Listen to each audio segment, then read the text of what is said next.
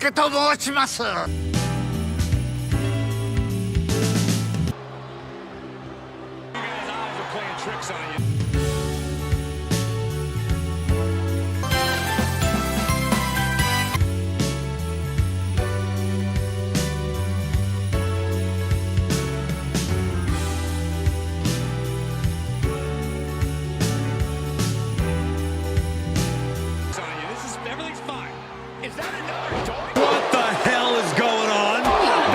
To see a common theme here, guys. We need help back there right now. Pierce is trying to intervene. Nikita Lyons with a chair. And Pierce goes down too.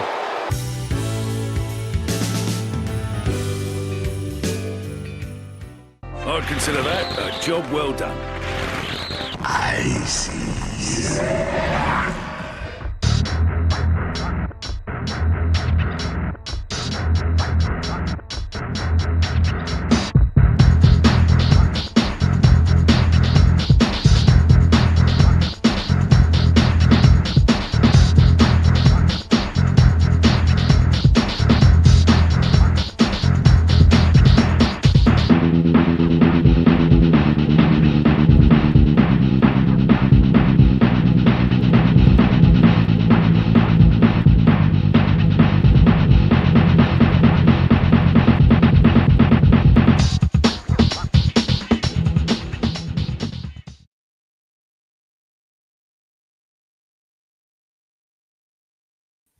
Hello, let's try that again. And welcome, folks. It's the Famicast 307, your last Famicast for 2025, which means it's the Fammies 2025. Whoop. Right now, I am joined by none other than JC. It's the most wonderful time of the year. That's right. Merry Christmas, everybody. Yes. And we're also joined by Mr. Cat Drugs himself. What's good? I got the scissor. Nice. Cool. So, yeah, it's Fammies time. We're all here. We're a little bit festive, some of us. Ty's got some Christmas stockings back there, it looks like. Yeah, and some of my laundry as well. Perfect. Perfect. All right. Well, we do got a pretty packed show here today, but before we get into things, I kind of want to do this kind of on a little bit of a serious note here. So, do you want a satisfying beverage that relieves the fatigue that comes from overplay, overwork, and over-listening to podcasts? It's delicious, refreshing, thirst quenching. Yes, that's right, folks. I'm talking about Coca-Cola. And now, for a limited time, the official soda of The Mandalorian, now streaming on Disney Plus and coming to theaters with The Mandalorian Grogu on May 22nd, 2026. That's good. Nice. There's no way any of those brands would give us money. Right. Anyways, exactly. Would we be recording in our own homes if that was the case? it's a facade. It's just, exactly. IGN does it all the time. They do like that's right. Really it's all green screen. Yeah, exactly. Anyways, let's just go ahead and get moved on to the first set of awards. So here we go.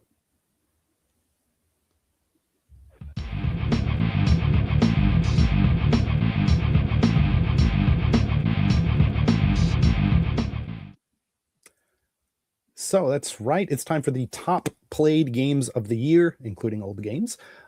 Basically, if you've ever listened to the Fammies, you probably know how this goes. We go through our top 5 most played games of the year based on hours. And yeah, so that's exactly what we're going to do. We do have some entries from you guys out there as well, which we will get to, and from some special guests that have appeared on the show throughout the year. So we will get to that. But let's go with our number 5s. And number 5. JC, would you mind with your top 5? Well, yeah, man, it was a tough top 5 for me. Tough, like getting even 5 games that I played this year. So my number 5 is kind of like it was a mismatch of kind of like NSO games, and a lot of them were the kind of almost the same hour count. So it was almost just like just going with my gut feelings, like which one did I enjoy more, even though I played them literally the exact same amount of time. Mhm. So, the one that I went with at number 5 is Ridge Racer 64, which I played for an hour. Okay. And I much enjoyed it. I talked about it on the show. Yeah. And it's a really good version of Ridge Racer, and it's kind of weird that it came out in the West first, right? Or didn't even come out in Japan, right? So North American exclusive, I believe, and it did come out in Japan months later. So also Europe. Okay. Yeah, that too. Yes. Also Europe. Yeah. Right. So I had a bunch of other stuff. Like I think I played Chibi Robo on GameCube for 56 minutes, and Luigi's Mansion was up there as well. But it was near. That was a little bit more. I'll come later. Okay. But yeah. Ready? Yep. Ty, what is your number 5? Phasmophobia. I played it for a few minutes, a couple 100 hours. Yeah. Crazy, just kind of something that just dropped in the news just over the past week. Phasmophobia is coming to Switch 2. It's unspecified whether 2026.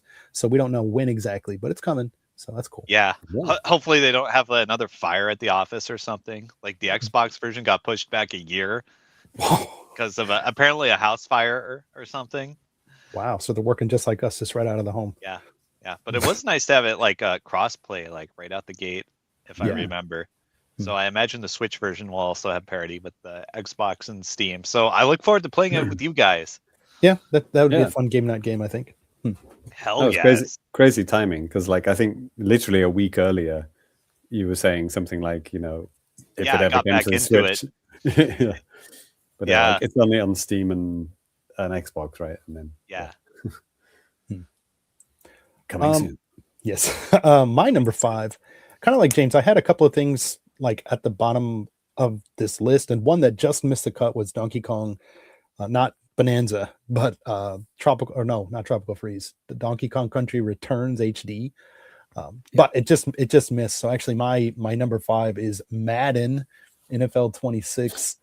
Ended up playing that for a little bit over 20 hours or so. I know, a lot of you guys out there aren't into sports games, but I think it's really cool to see the Switch getting kind of parity with some of the other consoles again. So that's pretty cool. So it's a kind of it's a moment in Nintendo history. It's it came back. It's like we had a generation where it just didn't exist. Yeah. I mean, even it was at the start of the Wii U, and then it was just gone for 12 years. So right. Launch system, it was their old engine while they moved on to a new engine and stuff. So That's anyways, so that's pretty cool. But just to keep maybe Call of Duty will come out one day. Just to keep the ball rolling, let's go on to the number 4s. And JC, what do we got there? So Luigi's Mansion. I played that one for 2 hours, but I also played Killer Instinct Gold for 2 hours. So if I had to choose between those two, I think, they're just so different, aren't they? It's like a single player game or multiplayer game. They're basically the same. Yes. It was fun playing it on game night and watching Ty do his amazing things that he I didn't know the game could do that kind of moment. It was that pretty game cool. Can do some weird stuff. Yeah, exactly. Yeah, I was rewatching The Matrix Revolutions recently, literally 2 nights ago. Nice. And there's a moment where Niobe is flying the ship, and it's not her ship, it's the other guy's ship, and he goes and she does this amazing feat, and he goes I didn't know the ship could do that. And that was me watching Ty play Killer Instinct. I didn't know the game could do that. Yeah, that's my number 4. All right. Ty, what do you got? Hold on, let me look at my tab. Dead by Daylight, a couple 400 hours.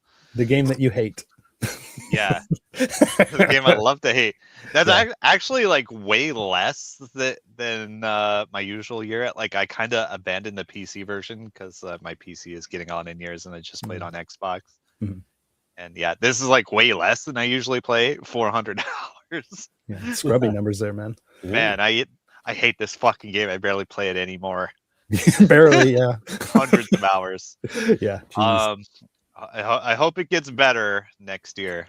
We'll see. Let's see what Santa Stay brings. tuned. Yeah. Yes. FAMMIES 2026. Yeah.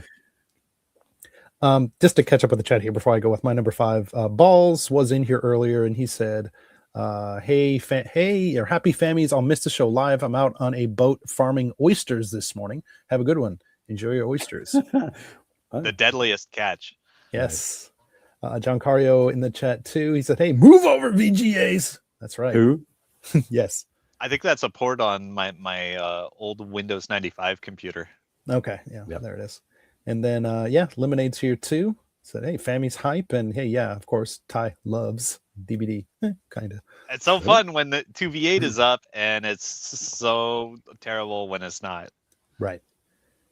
Yeah. Danny, you're number 4. Yeah. My number 4 is WWE 2K25. The kind of delayed release because of when the Switch released and all that stuff. But again, this is a situation where this series hasn't been on a Nintendo platform since a very disastrous release in 2017 with WWE 2K18, where the game was just unplayable trash. And Man, thankfully, it was fucked up. Like every character was Doink the Clown. I don't know about that, but I mean, it's just bad frame I rate. think something wrong's with my copy. Okay. I mean, that would have been maybe an improvement, but yeah, that game was trash. And then, 2K just kind of abandoned the series. But yeah, with this version is so good, runs so smooth. We talked about it. Well, I talked about it on the show. There's a review. You can check it out if you want to hear more about that. But just to keep going here, JC, we'll head it back over to you with your number 3. Well, this is one of those weird things where this is a game that we haven't talked about on the regular show because it literally just came out. Why did Nintendo do this? So yeah, it's Metroid Prime 3. I mean, it probably would be higher up. I currently, as of the time of recording, I played it for 9 hours. Which, if you think about other games in my list, I've already played it more than my other, number 5 and number 4 combined. I really like it, and I guess we're going to talk about it in more in depth later, and possibly in future episodes. Definitely for sure next year in FAMMIES 308. But it's a great game, and I don't know how much I'm allowed to talk about it now. Like, what should I say? It's good to be back, I guess. It's the sequel to the game that came out 18 years ago, which is kind of wild to think about. It's like people have been born and gone to university in the time between 3 and 4.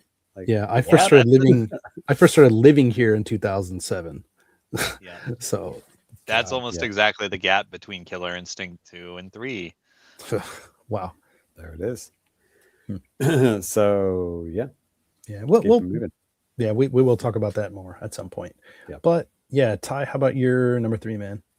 Number 3. What game did I play for hundreds of hours this time? Street Fighter 6. I'm still in there. I'm playing that game. I get on there. I do my weeklies. I do the battle passes. I've been coasting on the same $5 for the battle pass since the game came out. It was best $5 I ever spent. Damn. Man. Cool. Nice. My number 3 is actually I kind of forgot that I had played this, but this is actually Indiana Jones and the Great Circle on Xbox. Cool. Yeah, I bought that late last year, the big collector's edition. Super cool, unnecessary. No one needs it, but it was awesome. And yeah, I ended up playing that for about 30 hours. Xbox is kind of weird how they have their time. You don't get to see like when you actually did it unless you factor in like achievements or something like that and kind of figure stuff out. But yeah, basically, the achievements keep data for all the dates. Yeah. Yeah. So I think technically I probably played this for maybe about 27 hours, but I'll just say 30 or something because, yeah, it's kind of nice round number. Great game. Coming to Switch 2 as well in 2026. So, Oh yeah, I saw that. yeah, already on PlayStation 5 as well. So, yeah, cool game. Nice. Yeah, but JC, we'll kick it back over to you. What's your number two? So number 2 is a game that I have talked about on the show, probably more than once. That's Mario Kart World. I played that for 15 hours. And I don't know, we don't do the need to play more of the year next year of the year. But this would be one of those games. It's yeah, I really like it, and it's just like getting enough time to play it. I mean, it's going to be a recurring theme with games I play this year. It's like, yeah, I wanted to play more, but I just didn't have time. And yeah, it's great, and I'm probably going to be playing it, you know, for the next 7-8 years, and it's going to be great for, like, you know, my student parties and stuff like that, which I've done once with my students, and we had a great time. Nice. And yeah, there's just so much to it. Like, you know, I haven't even cleared all the single player stuff. It's like, you need to do that first. Sure. And yeah, so yeah, there's a lot to it, and I really like it. That's my number 2. Coincidentally, I had the same amount of hours on it as well. Oh, really? Oh, Yeah, right about 15. Yeah. But 15. Do you guys even play video games? right. All right, Ty, what is your number 2? Okay. This is merely estimated hours, but my number 2 is the number 1 game on the App Store. Goddess of Victory, Nikkei. Not Raid Shadow Legends, our new spot. No. Nope. It's Girl Clicker, as I affectionately call it sometimes. Right. Yeah. So I have no idea how much time I actually played it. Like, sometimes I just knock out all the stuff in like half an hour on the train. Sometimes I strap in for like a 10-hour visual novel extravaganza. God. So, who knows? Really. Yo, like the 3rd anniversary content, it was insane. I couldn't stop crying and throwing up. Nice. It's a hell of a game, and like I said, I've only spent like $20 on it in like 3 years. Yeah, I mean, just because I considering how many hours you get out of it, I mean, whatever. Yeah. You know. Yeah. Yeah. So like any money I spend on it is pretty incidental, but yeah, I don't know. Maybe I'll buy some more JPEG costumes or whatever. We'll see. Sure. Right. We'll see what the next collabs are this year. Right.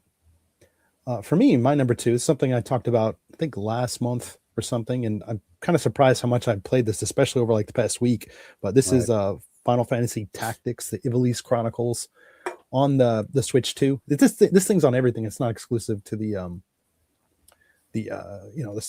Switch, the Nintendos. So, but like, no, it's an awesome game.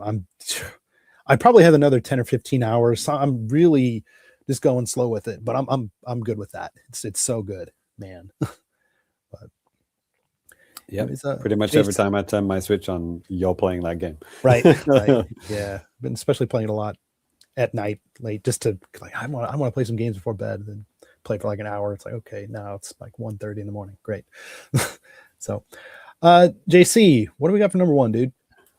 So my number 1 is just by the fact that it came out the earliest, or I played it, I kept playing it from the day I got it until now, until semi-recently. And that's Donkey Kong Bonanza. Played that for 35 hours, which got me to the credits, but not to the, what do you call it, New Game Plus, which I've already started, but, you know, I'm nowhere near completing that. That's basically, you have to kind of visit all the worlds again, and some new challenges are kind of unlocked, which, you know, in a similar vein to Odyssey, you know, like those little pipes pop up in the worlds, and you can do some extra tough challenges. It's kind of like that, you know. It's from the same team, right? So yeah, I'm enjoying doing that. And then after that, there's the DLC, which so yeah, looking forward to getting that next year. But I'm not going to get the DLC until I've done all of the the New Game Plus stuff. The second quest. Yeah, Much smart. enjoying. Yeah.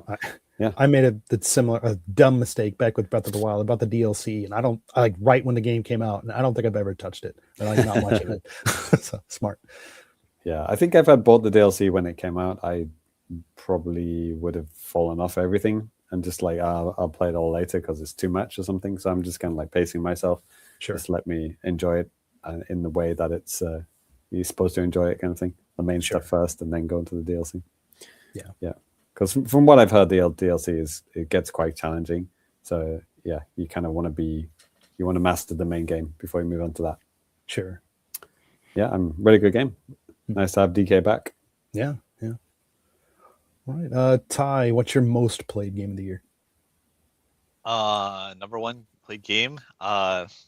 Project Zomboid. It's not a game I've talked about a lot, but it's like a game I'm quietly satisfied with. We'll say. I think maybe it's the last episode or 2 episodes ago or something, but you said it's still like in beta. Yeah, it's like one of those permanent like early access kind of games. Like even now, like if you install it on Steam, you're gonna play like Build 41, which is like years old at this point, and then you switch the beta brancher on Build 42, which is actively being updated with new features and stuff. And it is so good. It's a very, very addictive game. Okay. One of these episodes, I'll tell you all about it. Yeah. That's a threat. Yes. All right. So Danny, I'm assuming. Well, what have we done so far? We have the American football. We've had the wrestling. So I'm assuming it's got to be Star Wars number 1, or baseball. You'll be surprised. So I did play a couple Star Wars games this year, but you played the Star Wars. I played Star Wars. Neither of them made my top list. Baseball didn't actually make my top either. What? But when I say this, you're gonna remember this. My number 1 most played game of the year is Xenoblade Chronicles X Definitive Edition. What? Yeah. So I played that for 82 hours, I believe. It's kind of weird, right? It's like a tale of two Nintendos. Like the first 6 months of the year were a lot of, there's a lot of like older ports that were coming out and like stuff like that, some new stuff, but there was a lot of that type of stuff. So that came out in March. It took me like 2.5 months, almost 3 months to beat it and dead. So really great game. Yeah, really good port. And I'm just waiting to see whenever they do the 60 frame a second update and whatever else they're going to try to do with it. So that'd be pretty cool. Yeah. So, wow. It is like 2 eras, isn't it? That was like Switch 1, Switch 2 wasn't out yet. Yeah. It's crazy because there were rumors like people found the code that this can be up-resed. And like, oh, maybe Switch 2 will play Switch 1 games in higher resolution. And then that didn't happen with that game, but it happened with other games. But there it is. Yep. Interesting. So fingers crossed with what they're going to do with that. I mean, we'll talk about some of this stuff later, but I mean, Nintendo still has some stuff up their sleeves with like visual updates for games coming next year, even with like Animal Crossing of all things. But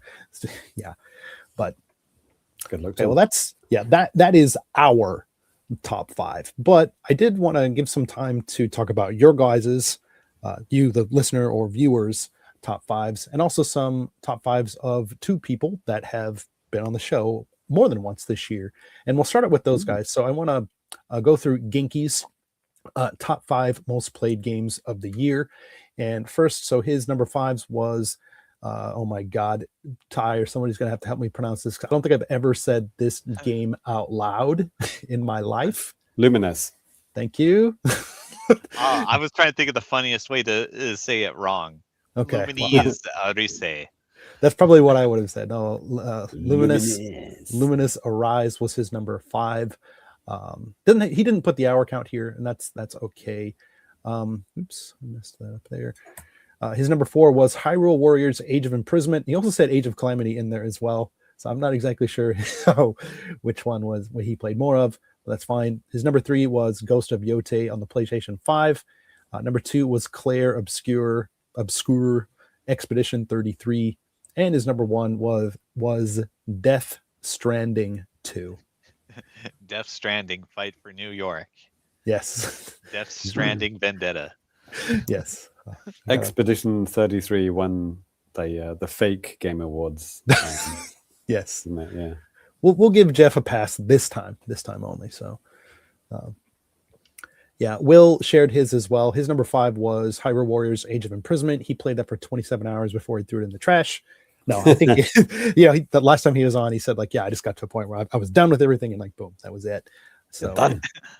That's my job, to play a game for 100 hours and then declare it to be awful. Yes, exactly. His number 4, this is on point for him and the type of games he likes, was Silent Hill F on the PS5, another one for 27 hours. Then his number 3 was Donkey Kong Bonanza. He played that for 30. Then number 2 for him was Mario Kart World at 42. We need to get up there. James, geez. Yeah, but his number 1 was Cyberpunk 2077 on the Switch 2 for 50 hours. Oh, wow. Okay. Yeah, that's supposed to be a really good port, right? Yeah. Because remember when what's that? I've been thinking of playing that game. Yeah. And you can get it cheaper than you can on Switch 2 on other platforms, obviously. So you're good.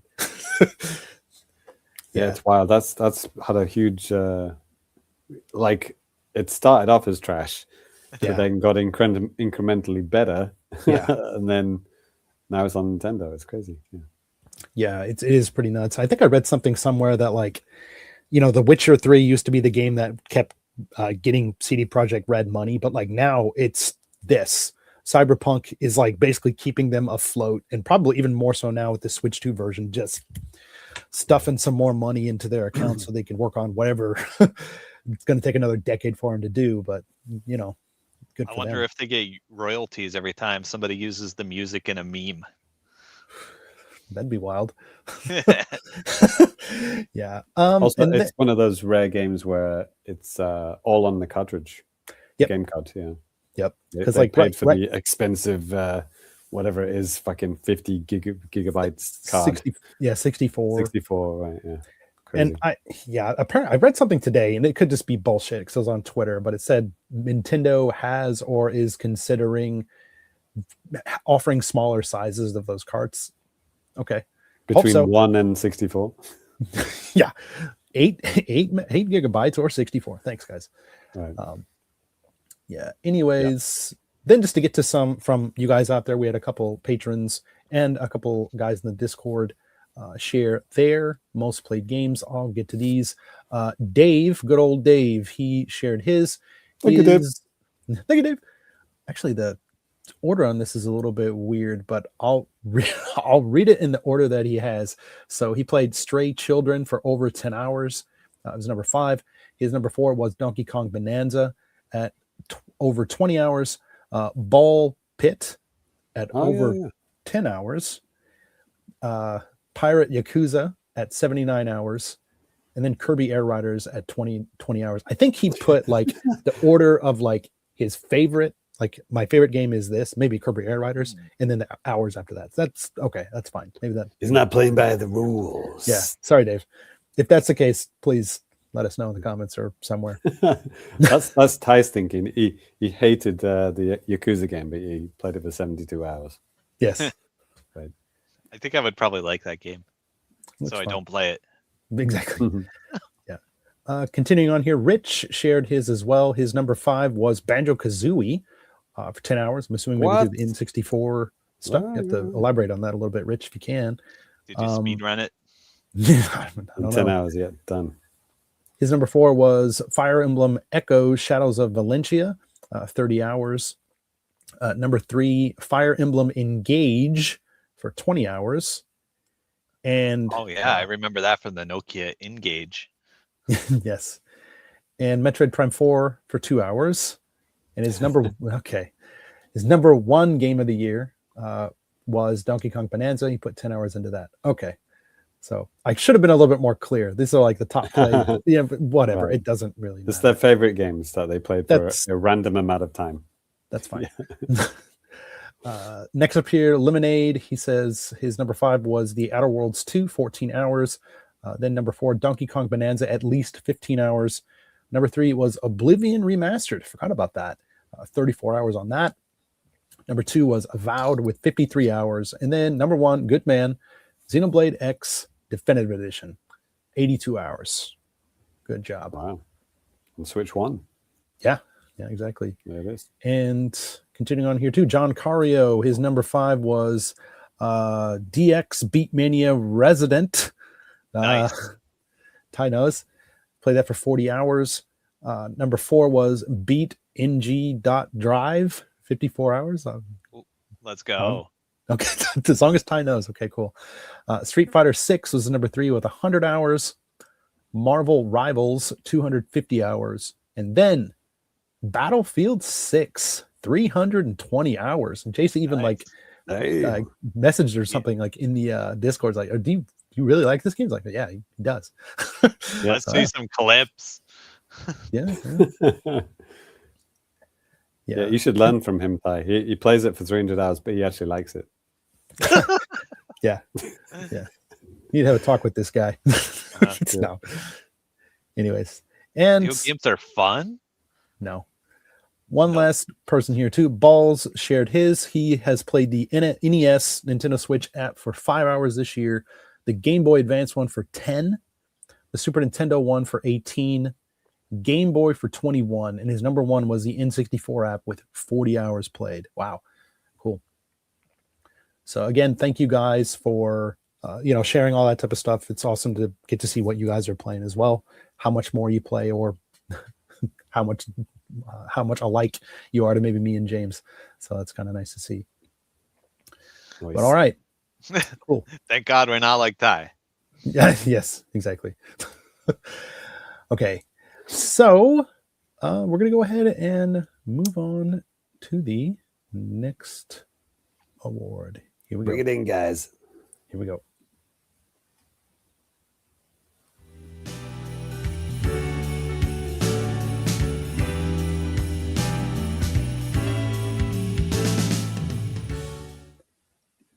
And actually, JC, would you mind announcing like what this is and maybe going through the nominees?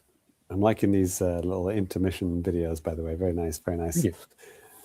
The second category of the night is Pleasant Surprise of the Year. Cool. So these are basically, this year was full of game announcements, releases, fun things like that. So what are your favorites from the year? Also, just as a note, Switch 2 was revealed January 16 this year. Damn. Yeah. Damn. January 16. It was only announced. We're not even sure if it was going to be called Switch 2 or something else. That's I mean, to be fair, we knew about it for a long time. Yeah. We haven't seen it though. Yeah. Right. Crazy. Absolutely wild. So yeah, we have some nice hype moments from this year. Lots of cool hype moments. So we'll just go down the list first. So do we have last year's winner for this one? I will maybe dig it up. I'll see what I can do. We may or may not have the winner of last year soon. Please understand.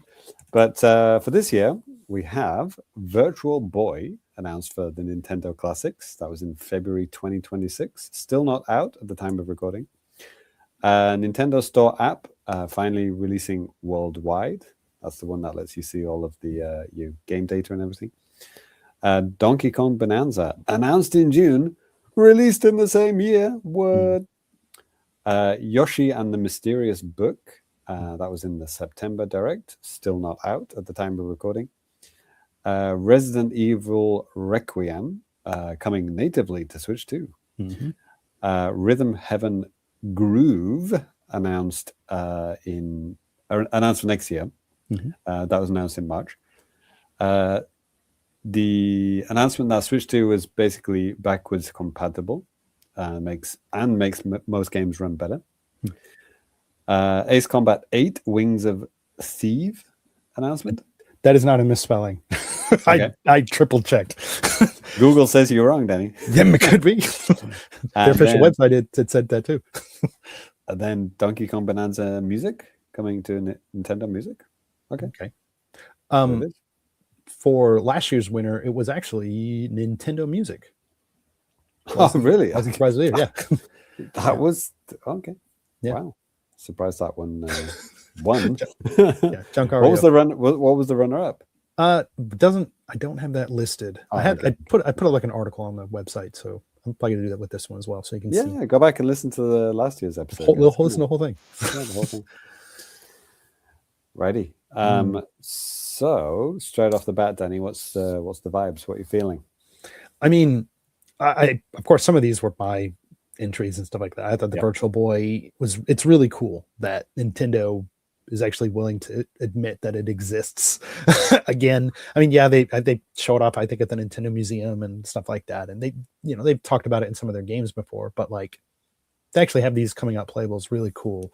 At the same time, one thing that I was really probably really happy and really surprised at was that the Switch 2 backwards compatibility thing does, if games are the frame rates are unlocked, it can make things run like 60, which is great. I don't know why Nintendo would have just kept that a secret either.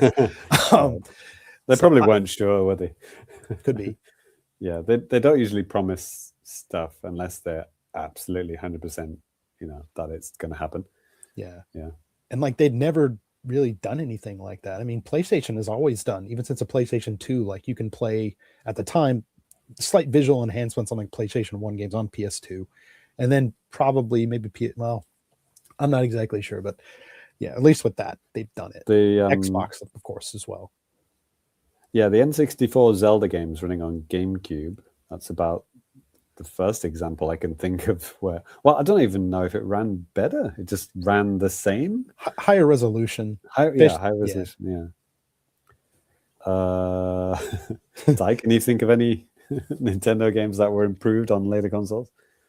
I mean, outside of a straight out remake or something. Yeah, like Mario Brothers All Stars. It's no, get fucked, man. That's that's too obvious. That's the whole fucking remake. Not really. Yeah. Nothing jumps to mind. I mean, it was nice to get all those NES ROMs and Animal Crossing on GameCube, but sure, but they look exactly the same. Yeah. Right. And also, Wii wasn't any more powerful than GameCube, barely was, so you couldn't really do that for that. No. Right. Yeah, right? It was just straight up. You're playing a GameCube game on the Wii, no visual enhancements and stuff. At the time we joked that was like two GameCubes taped together. That's the Wii. I remember those days. They didn't stick them together very well, though, did they? No. Yeah. So I understand your feelings, Danny. Yeah, that's it's cool to have. I mean, all of the first-party games are. Well, I don't think we have all of them updated yet, but right. So I mean, some of them they're probably trying to figure out which ones are we going to actually sell, which ones we're going to do free. I think all the free ones are probably done by now, and now they're just probably thinking which ones are going to actually sell people. So yeah, they updated ARMS to 4K, but they didn't really tell anyone. It's okay. Yeah. Cool. So for me, it would probably be game announcements. Like DK announcement was pretty wild. Pauline wasn't even in the reveal. She was a closely guarded secret until Nintendo of Korea leaked it all. But even without her in that initial stuff, it was pretty wild to see a 3D DK game as a Switch 2 launch title. It's wow, okay. That was pretty wild for me. No, absolutely. And just going back to last year, we don't have this award this year, but what did we want to see, or what game did we want to see in a Switch successor? And what one was I think it was a 3D Donkey Kong. So right, shit, you're right. Did that win that category? Yeah, I'm double checking right now. Shit, launch game we want to see on the Switch successor, just Donkey Kong game. Okay, Donkey. Donkey Kong. Yeah, we did talk about specifically 3D Donkey Kong on the show. I remember that. That's wild, man. Yeah. #, you're welcome. There you go. We made it happen. Yeah, that was pretty cool. Yeah. And then for that game has now since come out, obviously, and played it, loved it. So I think maybe I would give Yoshi. Yoshi, I'm a big Yoshi fan, as you may know. So getting one of those, Crafted World, Woolly World kind of sequels, or what do you call it, successor? Yeah. What's the word I'm looking for? Something successor, spiritual successor. Yes. Is pretty cool. Mhm. Yeah. Okay. There you go. Ty, from our list, what do you think, man? Put it in a fire and burn it and crush it. Gosh, pleasant surprise of the year. It's a hard choice, I think. I am a Virtual Boy enjoyer, right? Like, I think everybody should play VB Wario Land. It's so fucking good. but like, getting the opportunity to play it was not easy or comfortable in any sense. Right. Yeah. Well, good news. It's not going to be any more comfortable with this accessory. Well, like, I'm trying to remember now because it's been so long. Do you have to use it? No, you don't have to. No, you do have to use one of the accessories. Normally. I mean, the cool kids have a Virtual Boy emulator on their 3DS. Yeah, right. Exactly. Yeah. But what a missed opportunity with that. Like, officially, I couldn't believe it. Like, true. but literally the perfect system to do that on. But fans seem to have done a way better job than Nintendo would have done. Like, they have so many options. But James, Nintendo doesn't make any money. We can't have that. Yes. Yeah, that was cool. Yeah, I found that video earlier this year. Actually, I think I shared it on the Discord. That 3DS emulator is like really fucking good. You can change the color and like all these different settings. Change the 3D I always thought about that. Everything. Like, I would like to play Virtual Boy in like blue or green. Yeah, I feel like that might be more comfy. Yeah,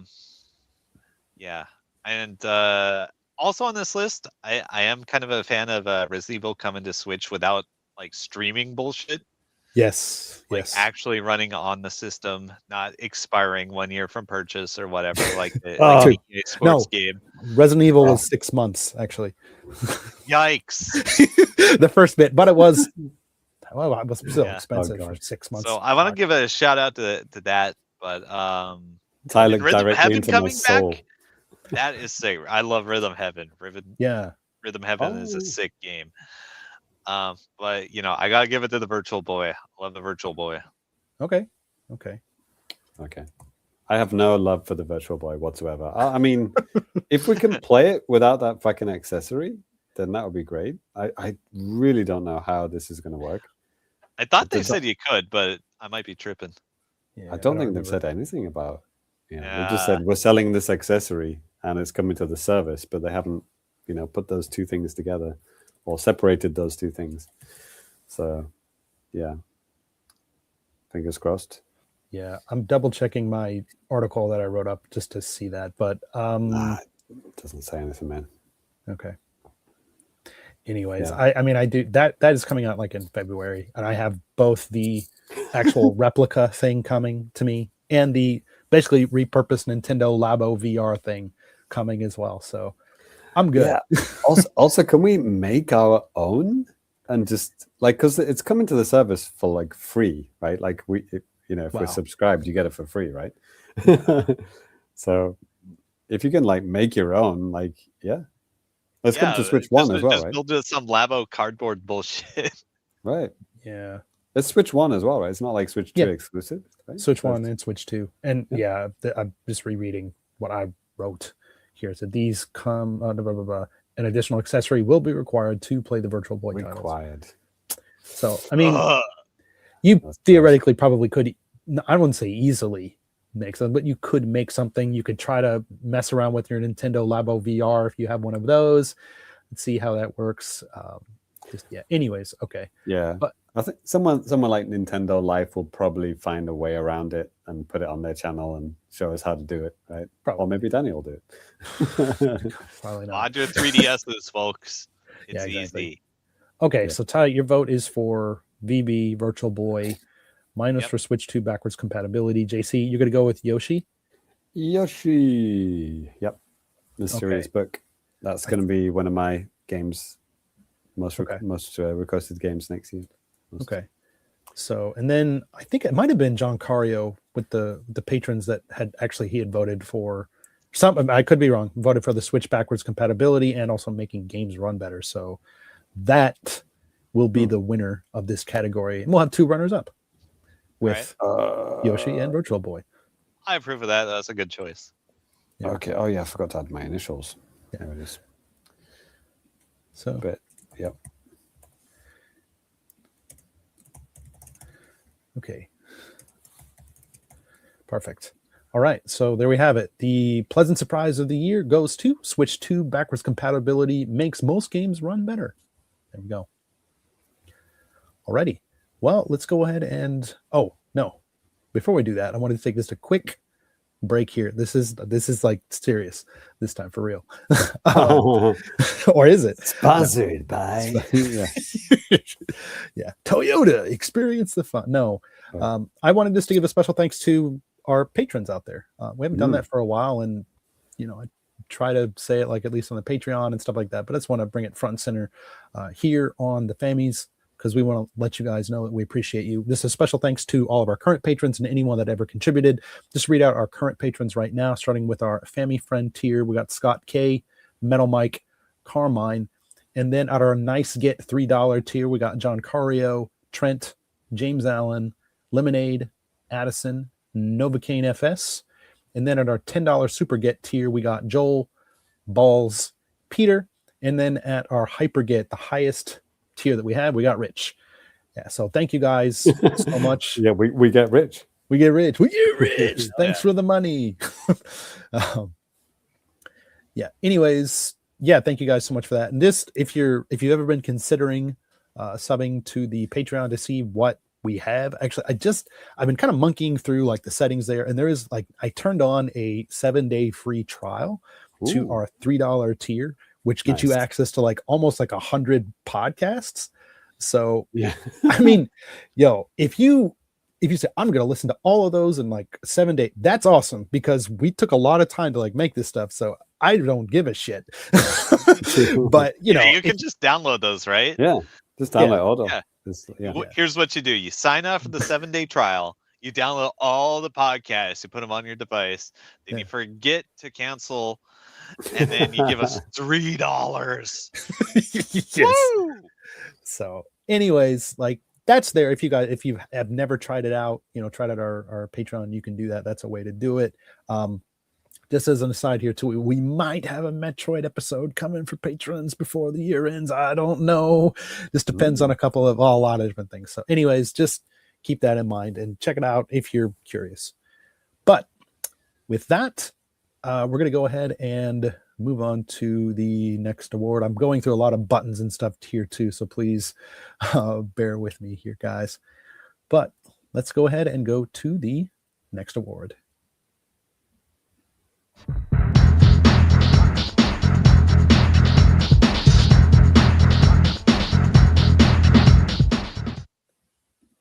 And Ty, would you mind telling us what this award is? Hell yeah. This is the best Nintendo Classic of the year, does it? Yes. Okay, it doesn't say does it, but let's say of all the 39 retro games released on Nintendo Switch Online and the expansion pack this year, which is the best game? This includes Genesis Mega Drive. Yes. How times have changed. Yeah, because I was Switch 2 exclusive GameCube. Yeah.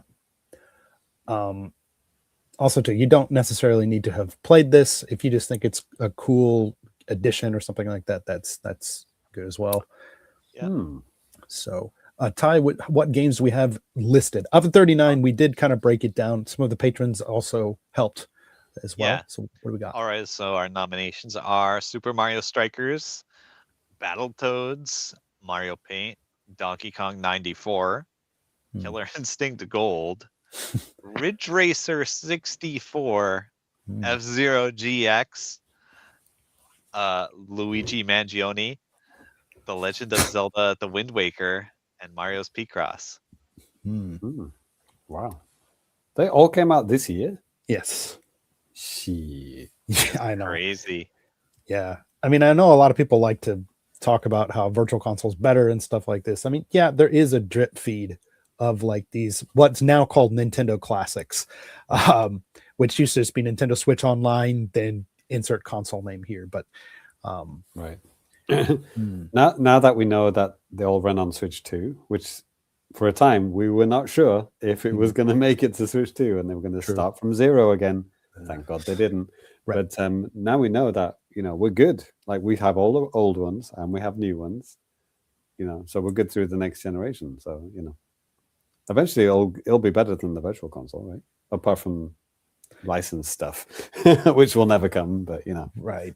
Yeah. Things have changed since those days, right?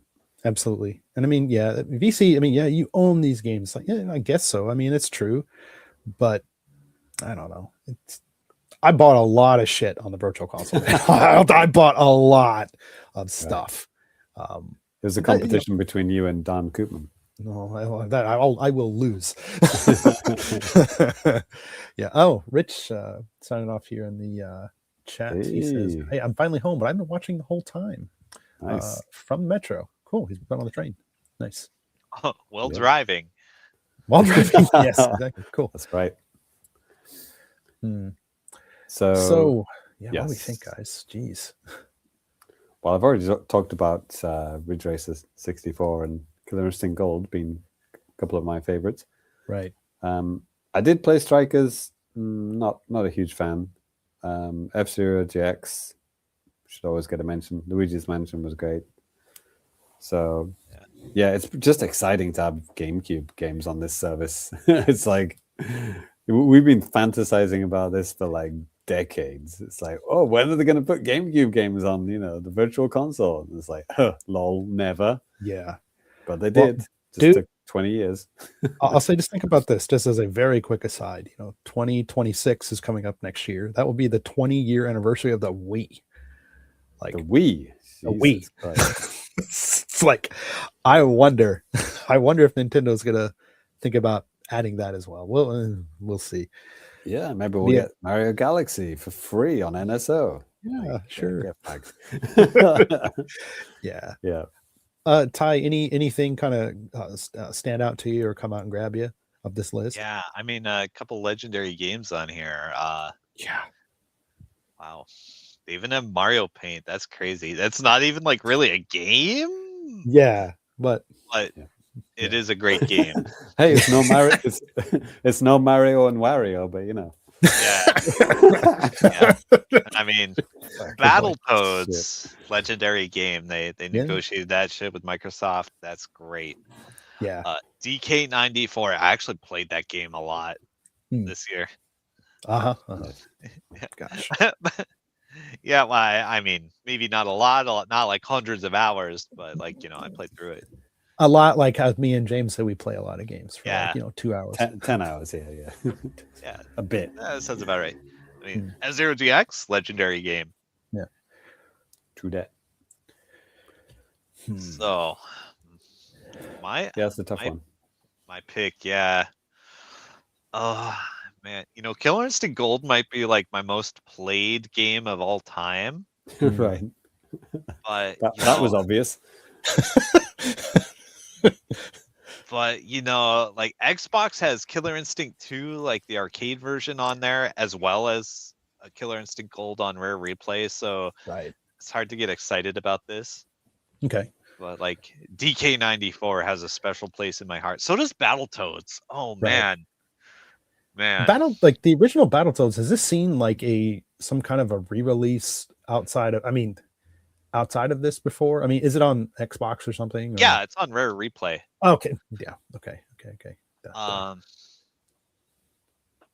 Yeah, gosh. Rare Replay I almost want to say like DK94 DK94 is like a pleasant surprise of the year, but I think I'll go with Battletoads for this one.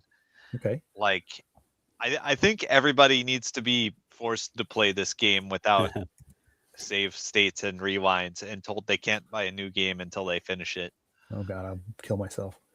Is that the music you play for Anime Trash? Yeah, Danny? that's right. Battletoads, right? The hyper. Oh my god, not the turbo tunnel. What is it called? The thing. Yeah, Turbo Oh. Tunnel. Is it? Turbo tunnel. Yeah, I think Is so. it Turbo Tunnel or Surf Toads? I thought it was turbo tunnel. Anyways, It's Turbo time. yes. Okay, so Ty, you're down for Battletoads. Yeah, Okay. I think I'm gonna So, lock in on Battletoads. What are we? Okay. Are we judging this on like game we want to like actually play, or just like historically important, or like how are Not we necess- judging it? Not necessarily historically important. Something that you think Just go with your heart. The best Yeah. game. the best game. What you think is like the coolest thing that's on this service, regardless of if you've played it or not. Something that you like. That sounds awesome. What a cool game to have on this service. Right. Yeah, I think Luigi's Mansion was because like when they announced it, like it was a game that I'd never want to buy like a remake or some shit like that for like $20, but like having it for free on NSO, it's like, wow, that's cool. Like, yeah, I'm down for that. And yeah, I really liked it. It's nice to have like all three Luigi's Mansions games on one console as well. Yeah, and like Nintendo of America, the English-speaking Nintendo, YouTube channels or videos, they made that very clear. Showed like all three of the Luigi's Mansion, games in the trilogy, like all of them you can play on the Switch too. Like, I think my answer would usually be F-Zero GX, but like I have heard things about the input delay, and that's like, yeah, I can't really give it my A+ recommendation with that. But for Luigi's Mansion, it doesn't really matter. Or like I don't even know if it has any delay. If it is, it didn't affect my gameplay whatsoever. So yeah, that's kind of my safe bet. Okay, I'm going for Luigi. Okay, I will say with around launch, it was pretty bad with F-Zero because it's just so minor, but it's because even though that is such a touchy game, like in a good way, that you really got to kind of be on point. And if there's some kind of lag, it just totally screws everything up. So I was not having a good time with it. They could have had fixes by then. I came back to it by then, but okay. JC, Luigi's Mansion, geez, this kind of puts me in a bind because I really did like Super Mario Strikers a lot. I think that's a great game. And then Ridge Racer 64 would be my runner-up, I guess. Okay. Man, Anybody want to mutiny with me and go in for DK94? That's what I was kind of thinking of because I might go in with that for my number one, actually. Damn. Yeah, it's a good one. It's so good. It's a fucking good game. Yeah, I need to play it more. I had it on 3DS and I played it on that like for the first time ever. It blew my mind because like how it starts out, you're like, oh, this is this old DK game, and then just nope. No, it is design genius. Yeah, that's great. So I'll go with DK94 on this. We had another vote on there as well from the patrons for DK. Yeah, for DK. Yeah. Okay. And the tiebreak, I would happily switch my vote to DK94. Okay. There it is. I will abstain from doing a second nomination or second vote. So DK wins it. DK wins it, and then the runner-up is going to be Luigi's Mansion. So, okay. DK94 Game of the Year. Yeah. I was thinking about this because the FAMMIES have been going since 2017. NSO stuff, the retro stuff, started up in 2018, and we've never done like a specific what games do you like that's come out on this service. I think in those earlier days, some of them it's been pretty bad some years. Some of the games that have come out, but this year, last year, 2 years ago, there's been some real bangers. Low Game of the Year. It's like, oh man, there's some other ones that I just. Ones. Yeah. Well, yeah, they're on our fucking YouTube channel, right, Danny? Mostly fucking shit. Yeah. Oh god. Yeah. Good times. Yeah. Usually. All right. Well, that's going to do it for this award. Let's go ahead and start moving on to the next one.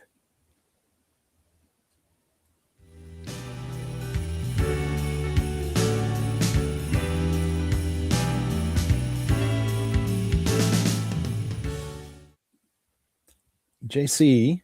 Oh, sorry, didn't. But, what we got for the next award, man? Sorry, dude. The fourth award of the night is Best Music Track of the Year. That's right, folks. So this award is all about the best music tracks of the year. So music from games that came out this year. Well, what can I say? Yep. So yeah, we have a whole bunch of recommendations from the boys here and the Patreon boys. So let's go to it. So Danny, you're going to drop in some of these in the audio version. So please do enjoy. Yeah, I this is a quick aside. I will, yes. I might end up doing like a medley of like maybe the top 3, 4, 5. That's what I did last year, and I think the year before and the year before. So and then kind of like blend them together. If you're listening to the audio version later, you'll see how it all works out. But yeah. You're going to mix them together, yeah. Like Yes. Lay them on. So yeah, we have the Air Riders song in Japanese. We have the Rainbow Road full melody from Mario Kart World. We have Boo Cinema, the full one with intermission. Breaking Through Heart of Gold from Donkey Kong Bonanza. We have Donkey Kong Bonanza's nostalgia themes, mainly the ones from Gangplank Galleon. We have Fury Green from Metroid Prime 4 Beyond. We have Nihilistic Moment from Street Fighter 6. Slugger's Refrain from Rift of the Necrodancer. Yes, that came out this year. Break Through Barriers. Squirrel with a Gun. Wow, we only talked about that like last episode. Zebra Bonanza from Donkey Kong Bonanza. And the Mario Kart World theme from Mario Kart World. And then we have from Guilty Gear, we have Carpe Diem, Armorclad Faith, and Extras from Guilty Gear Strive, which came out on Switch this year, but other consoles in 2006. All right. I have to tell you guys, like Danny asked me for some tracks. I put in like 10 tracks from Guilty Gear Strive, which, as far as I'm concerned, are like the top 10 for this year, and like nothing else should even be considered at all. All right. Well, there it is. Let's just delete everything else. We're just gonna go with that. Next. Right. Yep. Guilty Gear wins it. Cool. Why is the Guilty Gear music good, Ty? Oh, okay. Like the Guilty Gear guy is also like a very good professional musician, and you know, you might say like the game he releases is just like a medium for him to release his albums. Some people say it's the other way around. Who knows, really? He's a man of many talents. So I would say like his style is it's been called like stadium rock, like very Freddie Mercury inspired, but also kind of like Metallica flavored. It's hard to categorize it really, but it's kind of like very sing-along heavy metal, we'll say. Yeah. I will say, just like I took extensive notes on the 3 songs here, and like I noticed my repeating myself a couple times, like heavy guitar, fast opening, lots of lyrics and stuff like that. A lot of the stuff, like the first one, Carpe Diem, like keeps pace for most of the song, and then there's like a break in the middle, then it just kind of comes back up, and it's like a lot of up and down and stuff like that. So that was kind of cool. Is it in Japanese? No, it's English. Yeah. Is the dude like American or whatever? So the singer for most of the tracks is a Japanese guy named Naoki, but like all the lyrics are in English. But there are other vocalists, as you will find out. Right. Like the guy who sang the F-Zero theme song in like Smash. That was a Japanese dude, right? Yeah. It was in English. Yeah. It's a little better pronunciation than that, but right. Yeah, that was comically bad. Like I think it was the Daytona guy, right? Dude, I saw those guys live. They were amazing. So, talking of how to categorize, like, I don't think I talked. Well, I did talk briefly about Mario Kart World's music. Hmm. So I had a kind of newfound kind of respect for that game soundtrack. I watched this like documentary. I don't know if you guys have seen Thomas Game Docs before. Like he does these kind of like game related, like really in-depth kind of documentary style videos about some game topic. And he did one on the composer behind Mario Kart World soundtrack. And this is a woman actually, and she composed all of the tracks on it. And they've been like, right from day one, like after they wrapped with Mario Kart 8 or whatever, and they knew that they were going to do this open world thing. From day one, they were thinking about, okay, how are we going to do music for this? Like, if you're going from like different area to different area, like how is this going to work? It's like you just cut off the music and you just start a new track or whatever, just like you're in a Winamp playlist or something. Dynamic music was invented decades ago. Right. So so what they decided to go with was with these intermission pieces where they kind of like fade out and they can connect with other pieces like kind of more fluidly. So basically every Mario Kart World song has 3 parts to it. There's like a build up, a main bit, and a kind of intermission bit. And those are kind of like Lego blocks. They can be attached to like any other kind of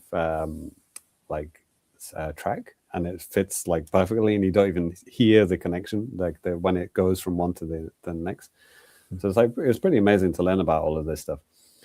But like, even not even from a technical standing, just like the soundtrack is absolutely amazing. Like, it's 260 songs in Mario Kart World, and not a single one are copy and pasted from another Mario Kart game. Like, you think about Smash, like it's got like what, fucking 1,000 songs or whatever, but it was just like all the old songs, but they're all redone. Yeah. Like I think there are about 200 odd remixes in Smash Ultimate, but the other 700-800 are all just taken from the original game, or like slightly whatever remastered or whatever, but they are pretty much what they are from the game. But Mario Kart World soundtrack, none are taken from the games. 0. They're all like original remixes, and it's like big band stuff. It's like Latin guitar. It's like all of these kind of wild instruments that you wouldn't expect in a Nintendo game. And I think that's when you're driving around the open world stuff, it's this really fun game what you can do where you just listen to the music and you're like, I know what this is. Like you hear the riff or whatever, you hear the kind of the basic elements of the song, and you're like, man, I know this song. What is it from? And it's like you don't know, but it just like it sounds really good, right? But it's just like a unique take on a song you've heard before. And the last update that we just had in December 2025, they actually now show you the song titles. If you pause the game in the top right, they'll actually show you what it is. Smart. So now when you're driving along and you're wondering what the fuck this track is, you can actually just pause it and have a look. You couldn't do that before. So, but even before they told you, it was still a fun game to play. Like it's like almost like one of those musical podcasts that I used to do. It's like trying to guess. I was used to kind of quiz people on like what song this is or whatever. Right? So it's kind of like that, like or radio trivia. If you listen to that podcast on the Nintendo World Report. So yeah, there's just so many amazing songs, and like they're not done how you remember. And there's just so many like wild, like deep cuts, like fucking like Mario Paint, but like done on Latin guitar, stuff like that. And you're like, what is that? Like, what? It's like, because it doesn't sound anything like the original game.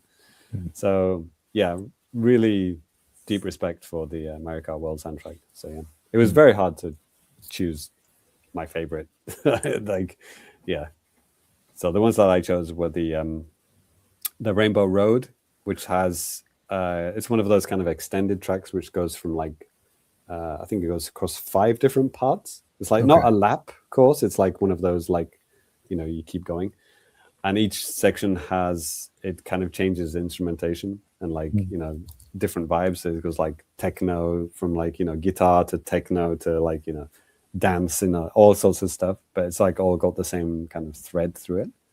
So yeah, the full melody, I mean, we won't be able to play it on the podcast, but yeah, you should listen to it. Right. That was my number one pick, is the Rainbow Road melody. Okay. Okay, good. You're putting it in there. Nice. Yeah. Okay. Before I forget. Yeah. The Boo Cinema is also pretty wild, and it's like a totally brand new track, and it's got some funny instrumentation on that. That's my top two for Mario Kart World. Okay. What did you add?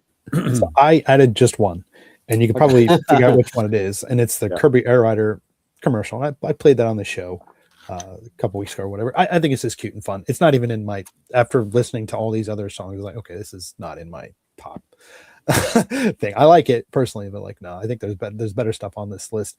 Honestly, for me, my number one thing that I had found out of all of these, because I did like a lot of the Mario Kart stuff a lot. Even there's a Guilty Gear Strive stuff. I like Carpe Diem. I thought that was really awesome. But I think my number one is going to have to be that Rip to the Necrodancer one, the Slugger's Refrain. Like, I really like that a lot. It's like I don't even know like the proper term for it, but when I hear it, it's kind of like, I call it like a dirty guitar. It's like kind of powerful, and like there's like a slow lead in there, and there's like 8-bit sounds kind of mixed into this thing too. Let's see. Then just right before a minute hits, it just starts going like super hard and stuff. So, and it's like, again, it's kind of like a lot of up and down. And I just thought that was really cool. It kind of reminded me of the Pizza Tower song from last year, Ty. Okay, well, I'm about to tell you a bunch of words about it, but go ahead. Okay. No, please. That's I think that is going to be my number one. I do have a number two. I'll talk about that in a second. Ty, Yeah, the collabo with Pizza Tower as well, right? Rift of the Necrodancer. I think you're right. Yeah, there's like a bunch of collabs. A lot of the songs in there were just like as is, like copy pasted in. But Slugger's Refrain is like a redone song from Super Meat Boy, which you may or may not know.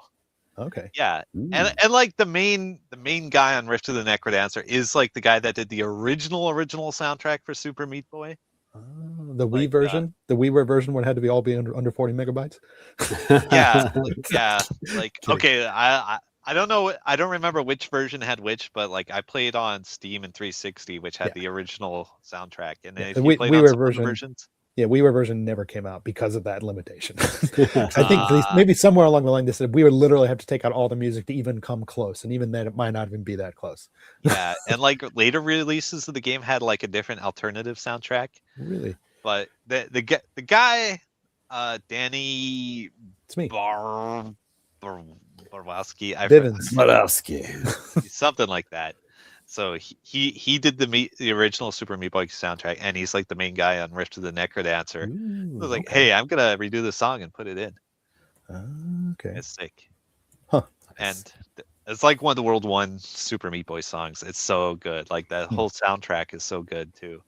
It just invades my brain sometimes. Like, is very addictive. Nice. Let's see. You ready to hear a bunch of words about some of these other tracks I picked? Let's go. All right. So let me tell you about Nihilistic Moment in Street Fighter 6. Street Fighter 6 has a lot of really good music. Like, I thought about if I were to pick just one, which one would I pick?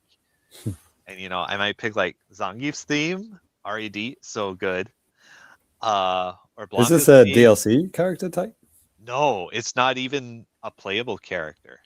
This is the twist. This is the theme of a shitter you meet halfway through the story mode. They just give him like the sickest song of all time. Okay, let me tell you about Carlos Miyamoto. He's one of the fucking characters you can play as in Final Fight 2. Okay. And he was never heard from again until Street Fighter 6. And they made him into kind of a goofy character. He looks like Itagaki, rest in peace. Just this long-haired guy that wears sunglasses. Uh-huh. Swings a sword at you. And they Just just like gave the him the coolest theme song of all time, and everybody Hmm. just kind of fell in love with it. Hmm. And you can, when you play the game normally, like online versus or whatever, you can like just basically make your own mixtapes, and you can put that shit in there if you like, which is really nice. Oh, okay. So yeah, a Hmm. lot of good Street Fighter 6 music, and this is like the surprise twist. Hmm. Um, But it didn't come out in 2025, is what I'm asking. On Switch, yes. Switch 2.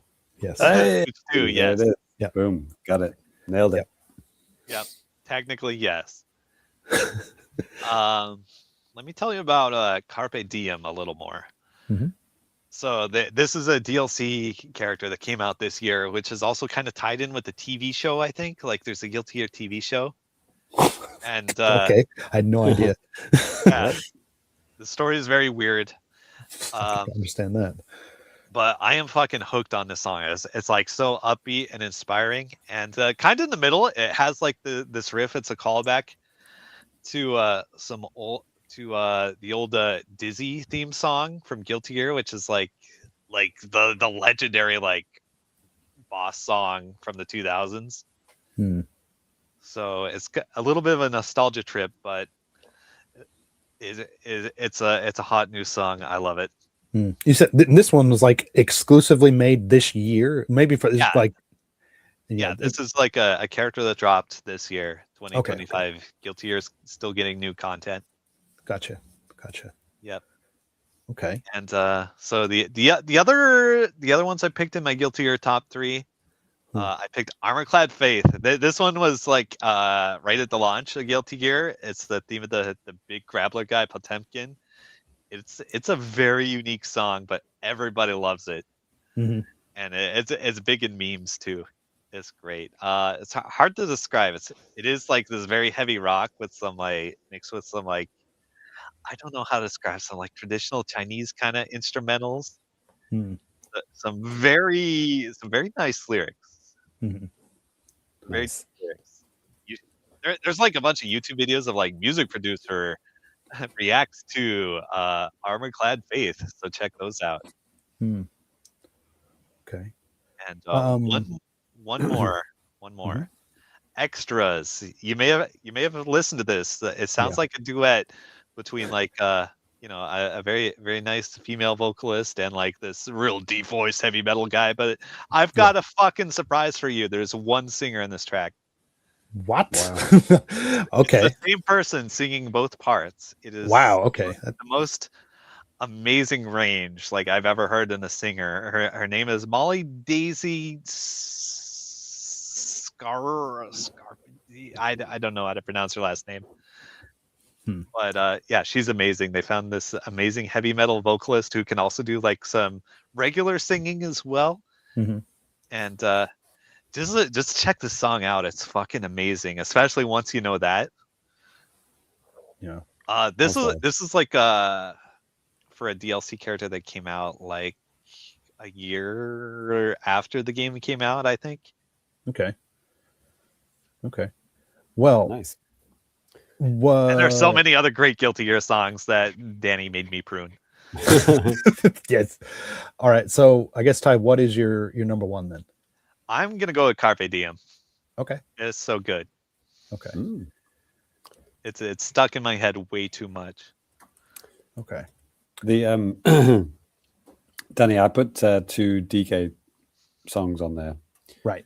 So the Breaking Through one, it is one of those like to me as it could be go negatively like with Sakurai. He likes to do these songs which have a lot of words in, but to me it sounds like they Google translated. I think Smash Ultimate had a Google translated intro song. Cool. You know, this world of light or whatever. A lot of words that don't make any sense. It could have just been a bad, this literal, whatever. literal dictionary, like paper dictionary, because it's Japanese and old. Exactly. But this one, it doesn't go there. I think it's the right amount of like, kind of singing without going into nonsense. And it has a really nice part in the middle where it kind of like goes to the Donkey Kong Country theme song and kind of fades it in. just Yeah. like briefly, and it's from the near the ending, and it's just really really cool song. Yeah, I like that Yeah. aspect of it. Like you said, in the middle where it kind of breaks down to that Yeah. theme with the guitar and stuff. That was awesome. And it was sung by a real lady woman at the fake awards.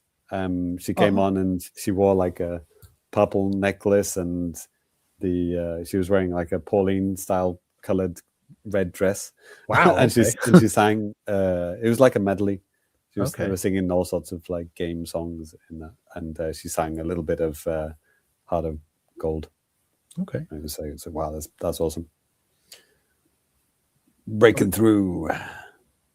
So yeah, that would be my number 2. Okay. Ty, maybe we'll just do, I'll tell you what, we'll do top 2s, and then I will include them in some kind of a medley after this, if you're listening to the audio version. And of course, if you're watching right now live or later or whatever, there's going to be a list of these on the site article for this, so that you will be able to have links to this and be able to check out every single track that we've talked about. I should have said that before we started doing this. But yeah. Okay. So James, your number 2, you got that there. Good. Ty, what would your number 2 be? I'm just gonna go down the list of Guilty Year. Okay. The Armor-Clad Faith. Okay. Gotcha. Oh man. So I think maybe for me, who put Zebra Bonanza in there? I think Lemonade put that in there. And honestly, that was what I chose to be my number 2. That is just a weird, really cool song. I really like. It's like Latin beat, super catchy, super fun. It's not. It's like it doesn't sound like it's using English when they're singing it. It sounds like they're just doing in-game language. Yeah, it is a mixture of English and whatever they're saying. Yeah. So I thought that's kind of... I hear hints of Japanese intonation to it, but it's not Japanese. It's like, is that Japanese? No, it's not. What is that? Yeah. So I thought that was really cool. I need to play more DK Bonanza. But for me, it was like really close to this, because I also like the Mario Kart World theme song. I just thought it was just harmonica. What a cool way just to kind of start off a new series. It's just something completely different. So I thought that was cool, but it's like, I still think this Zebra Bonanza is a little bit more funky and cool. So, yes, put that down. Alrighty. And actually, that an extra vote from somebody. So I'll tell you, there's not going to be like a clear winner here. They're all winners, or at least they're all going to be in the show. a lot of good music. Yeah, for sure. All right. Well, I think that's going to do it for the music. And before that, John Cario, I'm a fool, I know nothing. Is that in the song? Yeah, that's from Armor-Clad Faith. Okay. It's so good. All right. Alrighty. Well, we're going to go ahead and move on to the next award.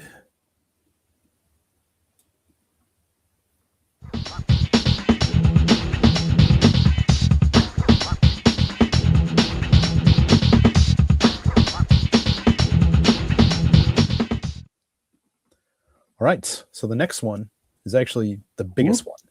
And this is our game of the year, individually, like our games of the year. And only one each. What's that? Only one each. Only one each. But let's, I'll tell you what, let's do a top 13. No. No. Okay. We're going to keep it to one here. And oops, Ty is missing. Maybe I had to use the little boy's room. There it is. But yeah, we're just going to go ahead and just hop right into it. And JC, do you mind sharing yours first? Yeah. So, like I said earlier in the show, it is weird talking about a game that we've never talked about on the regular show. Yeah. And that's Metroid Prime 4. Oh. It's going to have to be my game of 2025. Wow. I'm just in love with it. It's like, I can't believe they made a good sequel after 18 years. And then it's just like, we're back. It's like, this is exactly what I wanted. And they did the Metroid Prime remaster, right? On Switch 1. And that was like, people loved that game. And they said it was like probably the most technically amazing game on Switch 1. It's like, it's like the swan song, right? And I purposefully didn't get it because I knew that if I played that, it would kind of like somehow dilute, because I knew Prime 4 was coming. It's like I didn't want to like prime myself too much. It's like I don't want to overly prime me. It's like, yeah, I wanted to go in fresh. It's like I wanted to have that nostalgia hit. It's like, oh man, this is like Metroid Prime, 1 back in the day when first played it, and it's just breathtaking. And yeah, I did get that feeling. It was like, oh man, yeah, we're back. This is it. And this is Metroid. This is exactly what I wanted. They didn't mess it up. It's awesome. It looks great. It sounds great. The character, whatever his name is, Miles, is not the annoying turd that everyone says he is. It's like he's barely in it enough to be annoyed that much by it. I really don't get it. It's like it could have just been a case of an outlet just trying to get clicks. Yeah, probably is. Or it could have just maybe then, or just social media was blowing it right out of proportion too. Yeah, he does come on your comms like a little bit later on. Like when I haven't just got to it, but like a few hours ago, in the game, I got to the open world bit finally, the desert.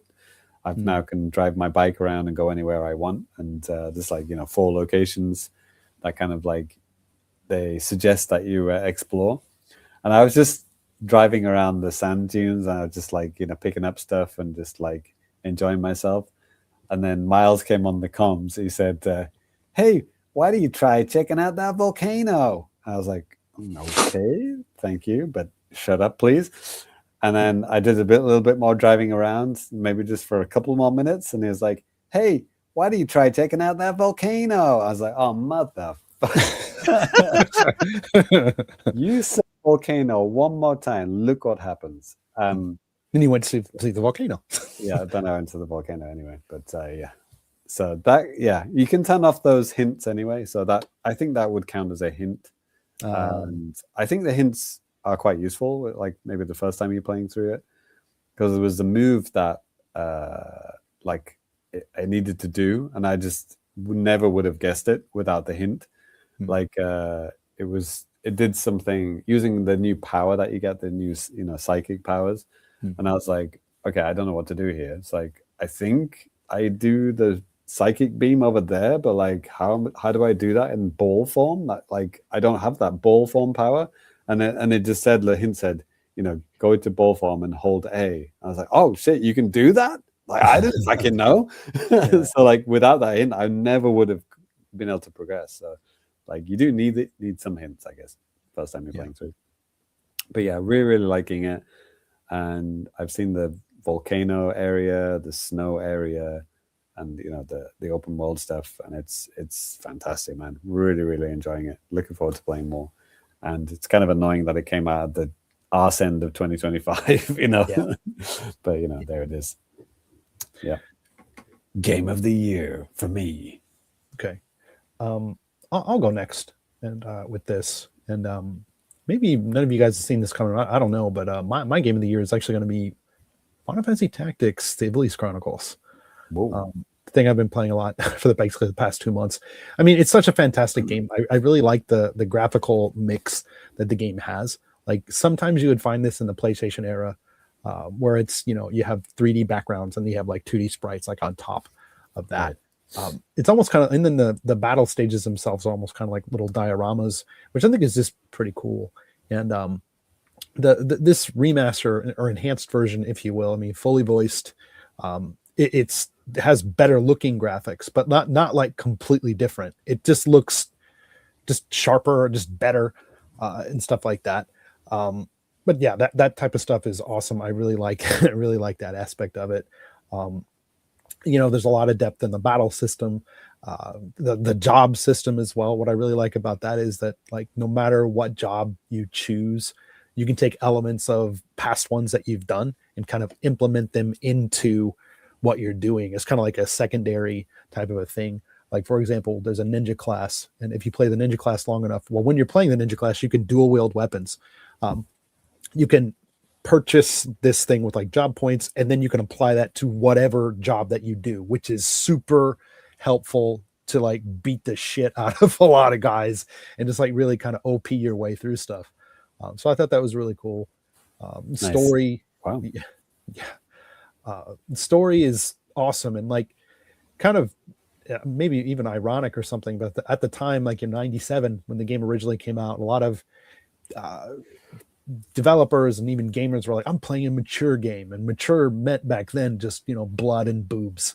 But like, I think something like Final Fantasy Tactics is actually like a mature game, because I think it covers a lot of stuff that you usually don't see in video games, class struggle, the church like taking over things, or some kind of like, you know, higher you know, group manipulation and stuff like that. It's pretty cool. But yeah, anyways, really, really good one. So for the first time ever, no Star Wars in Danny's top 5. Yes, Amazing. And you did play a Star Wars game this year. I did. I played two. Just one of them was just would have just kind of missed out on the top 5. But then Outlaws, I just haven't played it very much. So yeah, there it is. Yeah. Well, oh, do we say our game of the year from last year? Oh, is it not written on here? I'll pull it up here. Actually, okay. So James's game of the year last year was Echoes of Wisdom, Legend of Zelda: Echoes of Wisdom. Oh shit! Yeah. Yep. Mine was that apparently runs really good on Switch too. Yeah. Mine was Nintendo World Championship NES Edition, and Ty's was Power World. Classic. Yeah. And speaking of games of the year, Ty, what is your game of the year for this year? Can I say Street Fighter 6? if you want to. I mean, it technically did. It's Okay. on Switch too. Y'all should play it. So there you go. It's Street Fighter 6. Okay. All right. A tale eternally retold. Yes. Tie in Street Fighter 6. That's right. It's a good game. Okay. Yeah, it was on my wish list. I just missed out on the sale, and I'm kicking myself. But Damn, that sucks. You should play through the single player mode and encounter Carlos Miyamoto. Yeah, but yeah, I didn't have to play it this year. So yeah, it's probably going to be a next year game. Yeah. Yeah. All right. Well, that is going to do it for that. We're going to go ahead and move on to the last segment of the show. What about our patrons? Top That's a good idea too. Thank you. Never heard of them. Danny's like, fuck them. Yeah. We're out. Nope. Sorry about that, guys. First, for a special just with Will and Genki. Genki's game of the year was Death Stranding 2. Will's was Chronos: The New Dawn. You might remember him talking about that. That's on the Switch 2, PS5. Cool horror game, it seems like. Bluer Team. And from the patrons, Lemonades was Avowed on the Xbox. Rich is going with Metroid Prime 4. John Cario, Battlefield 6. And Both with Metroid Prime 4. So he does like it then. I can't make my mind up with that that game. I don't know if he likes it or not. I guess he does. Right. Imagine liking the games you play. Yeah. Crazy. Good man. All right. Now we're going to go ahead and move on to the last segment of the show. The year.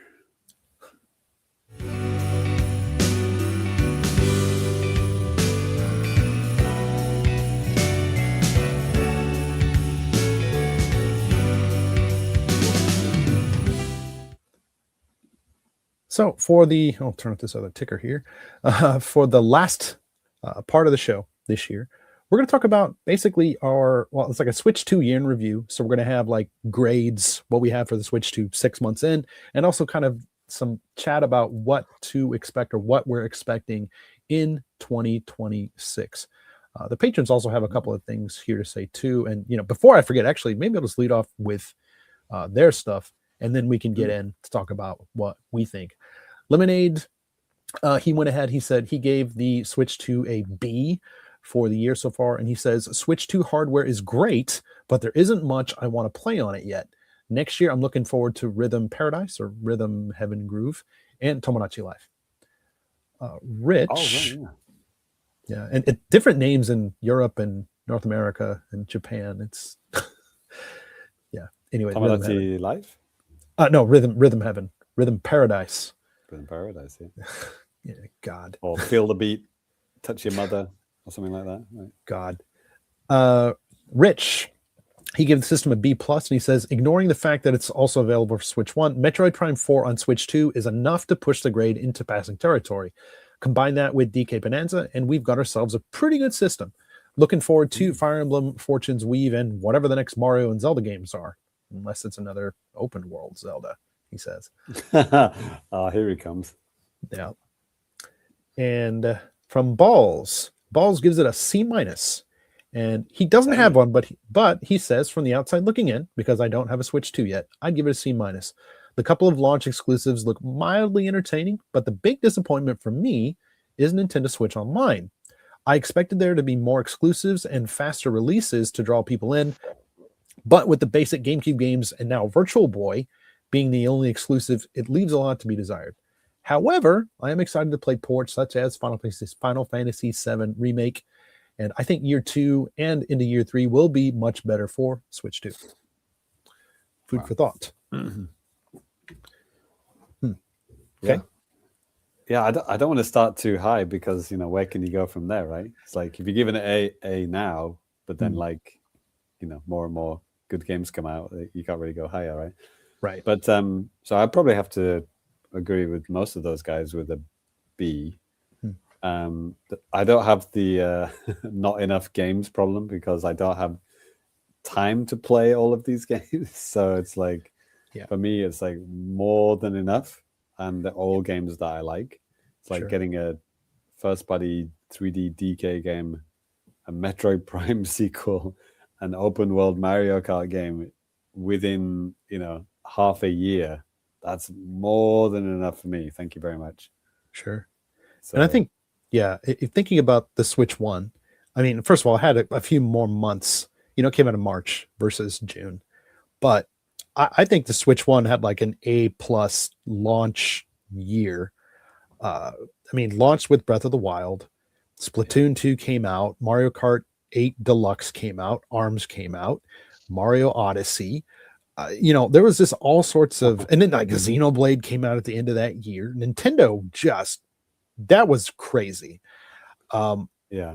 I think at the time we were saying this will never happen again. You're never going to get a 3D Mario game and a 3D Zelda game in the same year ever again. And I think that's proven to be true, right? Don't think that's ever happened again, right? Like Tears of the Kingdom. I mean, if you want to say like a new 3D Mario, like, no, man, the Odyssey is the last one. So it's like... Exactly. It's kind of like the stars aligning, right? Right. So, well, it could happen again because we haven't had a new Mario or Zelda game. Right. So maybe.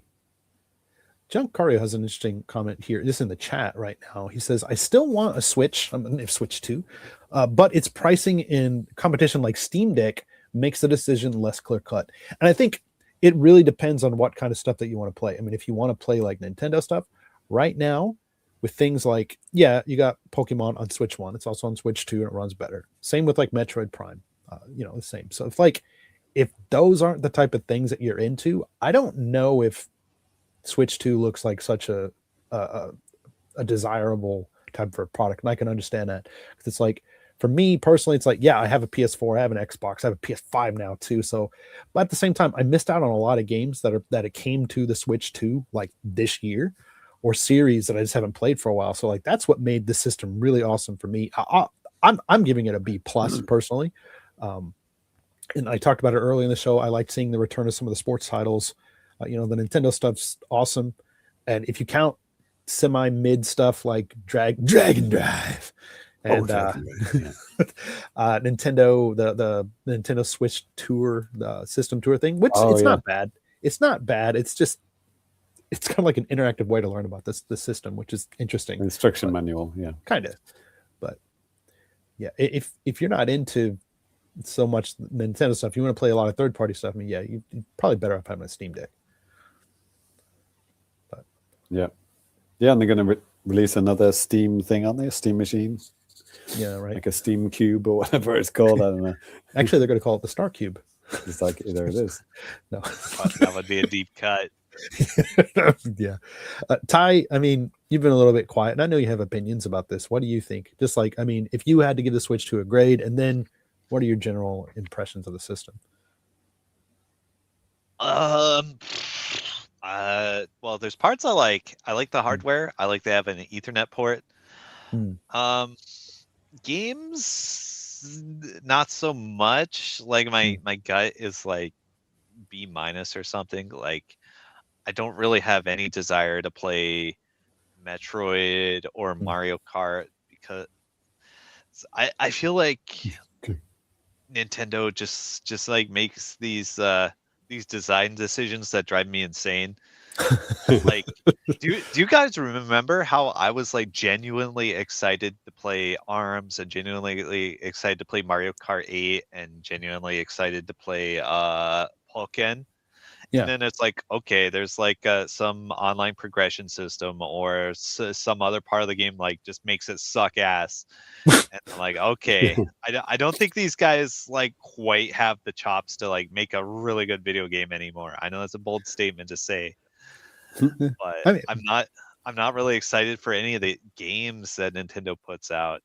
Sure. But you know, like there's second and third parties. I'm still on board for like some potentially good games. Like, you know, I like Zelda and Echo Dancer, and some other games like so. Like, there's gonna be some game. I don't think it's gonna be from like Nintendo, but I think there's gonna be a game in the next year or two that's gonna make me want a Switch 2. Project Zomboid. Switch 2 edition. Yes. Exclusive. Yeah. Like, I get it, Ty. And I mean, obviously, you know, you've been, you know, jamming on Xbox now probably about as long as you jammed on Nintendo back from being a kid up to when you turned, you know, allegiances or whatever you want to call it. Sure. But like, I mean, just thinking about just you in general too, like you don't seem to be the kind of gamer that usually goes after like huge, like AAA type of stuff, whether that be, you know, for me and James, AAA Nintendo or like even AAA third party stuff or first party stuff. Like, right. Or as I derisively call them, casual games. Yeah. I mean, it's what I was thinking about this the other day though, too. You think about how the term casual games, like from 25 years ago, that meant like you play sports games. And then it meant you play Wii games. And now, like, then it kind of went to me phone games. And now it's like, no, that's not even a gamer. I'm just, yeah. So, anyways, yeah.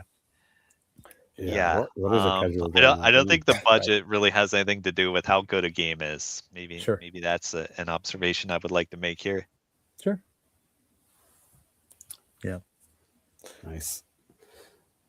Well, unless we have anything else to say about Switch 2, we can talk about the last part of this, which is the outlook for 2026. Not necessarily just for focusing mainly on Switch 2, but I mean, Ty, I mean, if there's something else that you're looking forward to or something, I mean, you obviously feel free to talk about that too. Are we talking about games that we want to come out next year? Games that we want, or things that we know about that you're looking forward to as well? Well, definitely Yoshi, Mysterious Book. I don't know, is that confirmed for 2026? Yeah. That's going to be up there. My first RPG in 15 years is going to be Final Fantasy VII Remake. Demo available now, man. Just came out yesterday. Oh, the demo available. Yeah. It's probably just the TZS one, right? So no. It's like the intro of the game. And does it continue into the actual game with the save file? It can. It says. Oh, there you go. Okay, I might get that. What else am I missing? I think that's it. Rhythm Heaven, you mentioned earlier. Yeah, I'm not a Rhythm Heaven guy. That was Ty, I think. Okay, I'm sorry. Yeah. I'm big on that. I want to play that. 2XKO, like, still like it's sort of out. It's in beta. I imagine it's going to be on Switch too if they haven't announced it already. Looking forward to that. What is this again? That's the League of Legends fighting game made by fighting game people. Gotcha. I always have to be. We talk about a lot of different things, and sometimes it goes over my head. I always have to try to get it, get some clarity. All right, nobody likes the name. Yeah, fair enough. but they could do worse. Also, I'm looking forward to playing the Invincible fighting game. Okay. It's made by there are a lot of former Killer Instinct devs on it. I don't know which ones exactly. I would look, but that's also in closed beta now, I think. So that's a game that is secured an Evo spot already somehow. So looking forward to trying that. The Mario Brothers Wonder Switch 2 edition comes out next year as well. Right. Which I think you have to pay for. Yeah, it's because I think it's some additional stuff too. Yeah, that looked like multiplayer focused, which is like I don't want to do that. That's right. Dusk Bloods, is that the sequel to Dark Souls? It's the From Software game. Yeah, which is weirdly Switch 2 exclusive for some reason. Yeah. Indiana Jones. You already talked about that. You're getting that right.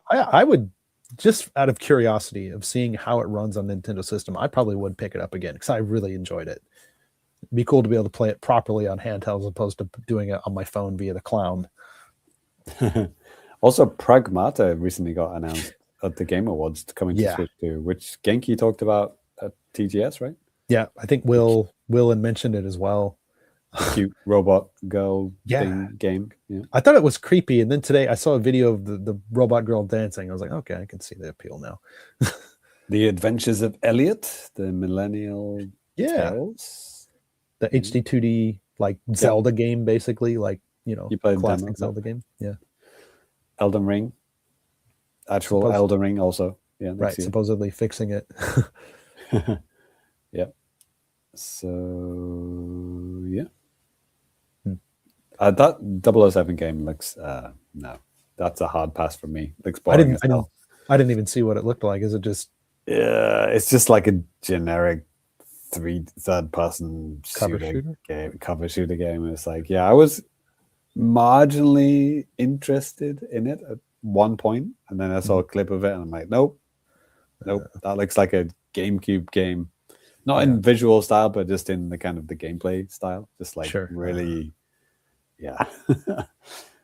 Just to be clear, not Gabe Cube. John Carriota said that earlier when we were talking about Steam, the new Steam system names and stuff. But, Mario Tennis Fever. That comes out quite soon. February, I think. February. Yeah. It seems like too much goofy shit in there for me to care. Probably.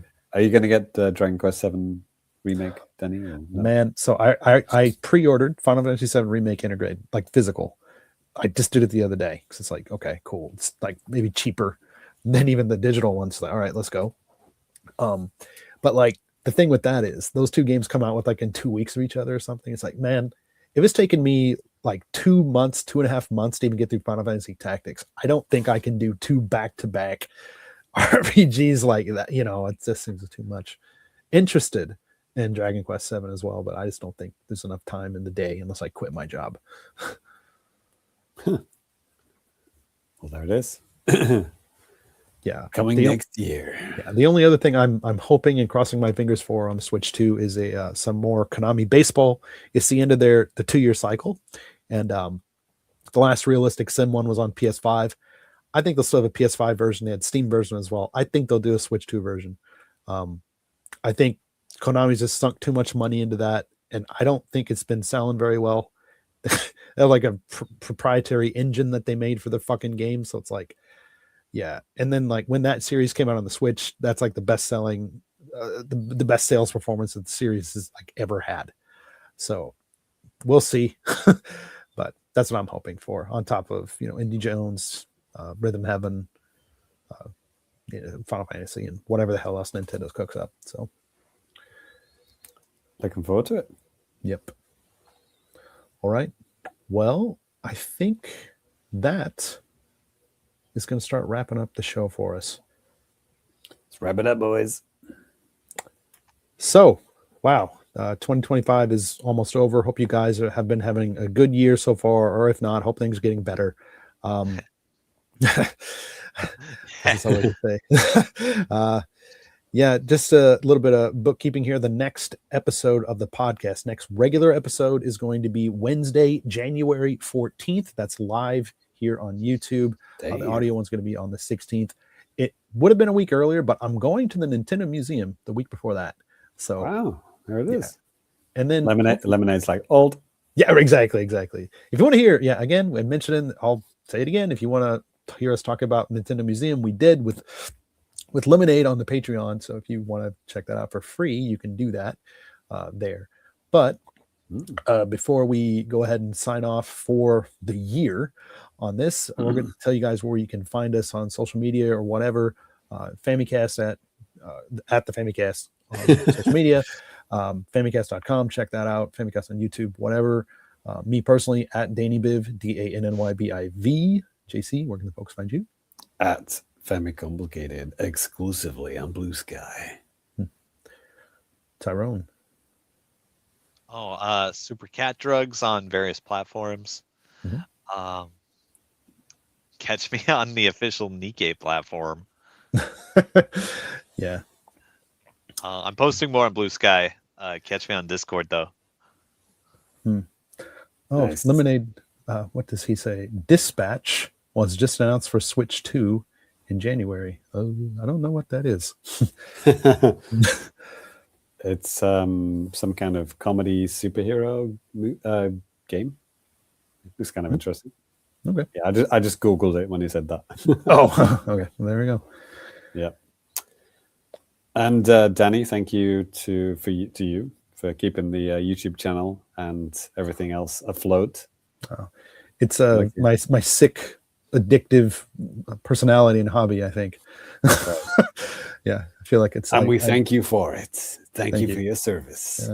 It's my pleasure. Hope you guys out there enjoy what we do on the podcast, videos, anything else. All right. Yeah.